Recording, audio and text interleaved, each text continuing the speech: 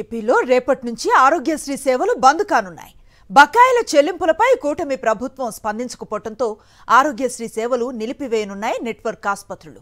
3,000 కోట్ల రూపాయలు బకాయిలు అడిగితే బడ్జెట్ లేదంటున్నారని, అలాగే ప్రభుత్వం తెచ్చే బీమా స్కీంపై తమకు అభ్యంతరాలు ఉన్నాయని ఏపీ స్పెషాలిటీ ఆసుపత్రుల సమాఖ్య వెల్లడించింది. దివంగత నేత వైఎస్ఆర్ హయాంలో ప్రవేశపెట్టిన ఆరోగ్యశ్రీ పథకం పేదల పాలిట సంజీవని.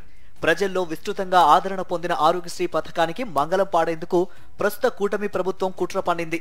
ప్రైవేట్ నెట్వర్క్ ఆసుపత్రుల్లో ఎన్టీఆర్ వైద్య సేవ పేరుతో అందిస్తున్న ఆరోగ్యశ్రీ ఎంప్లాయీస్ హెల్త్ స్కీమ్ సేవలను నిలిపివేయనున్నట్లు ఏపీ స్పెషాలిటీ ఆసుపత్రుల సమాఖ్య ఆశ ప్రకటించింది. తమకు రావాల్సిన 3,000 కోట్ల రూపాయల బకాయిలు చెల్లించాలని విజ్ఞప్తి చేసిన ప్రభుత్వం నుంచి స్పష్టమైన హామీ రాలేదని నోటీసులో పేర్కొన్నట్లుగా ఈ నెల 6 నుంచి ఆరోగ్యశ్రీ ఈహెచ్ఎస్ సేవలను నిలిపివేస్తున్నట్టు వెల్లడించింది ఆశ. ఈహెచ్ఎస్ సేవలు 6వ తారీఖు నుంచి ఇన్పేషెంట్ సర్వీసెస్ పూర్తిగా ఆపుతున్నాం. ఆరోగ్యశ్రీలో ఎన్టీఆర్ వైద్య సేవలో ఫ్రీ అవుట్ పేషెంట్ డిపార్ట్మెంట్ ఒకటి రన్ చేస్తూ ఉంటాం అందరికీ కూడా.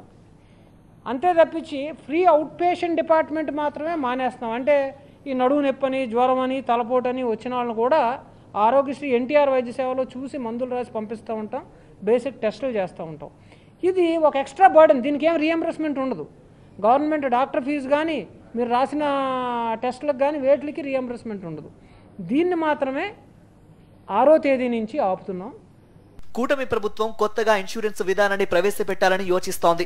దీనిపై తమకు అభ్యంతరాలున్నాయని ఆశ ఆక్షేపించింది.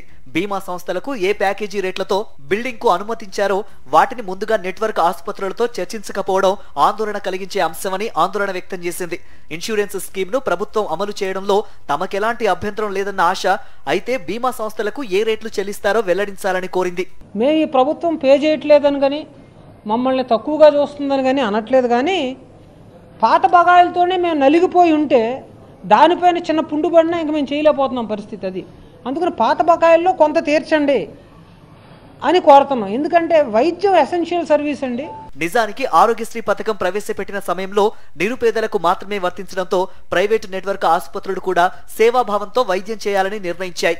అయితే ఇప్పుడు పరిస్థితి మారడంతో చంద్రబాబు ప్రభుత్వం ఇచ్చిన జీవో ప్రకారం ధరలు 35% పెరగాలని ఆశ అడుగుతోంది.